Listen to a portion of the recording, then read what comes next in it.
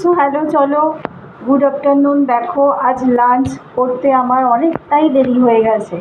তো কী বলো তো, একটা কাজে বেরোলে না ঠিক নিজের সময় মতো ঢোকা যায় না, সেই কাজটা যতক্ষণ না কমপ্লিট হবে যেন মনে হয় না সেরে বাড়িতেই আসতে ইচ্ছে করে না। যাই হোক, অবশেষে কাজটা শেষ হলো, সাকসেস হলো। আমি বাড়ি এলাম, এসে তারপর রান্নাবান্না করে খেতে খেতে তো অনেকটাই লেট হয়ে গেল, তোমাদেরকেও শেয়ার করতেও দেরি হয়ে গেল। যাই হোক, দেখো কি রেখেছি।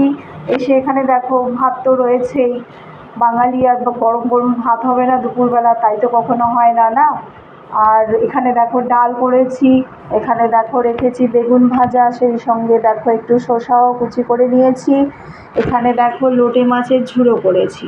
তো তোমাদের কাদের কাদের লাঞ্চ আইডিয়া ভালো লাগলো তোমরা আমাকে কিন্তু কমেন্ট করে জানাতে ভুলো না।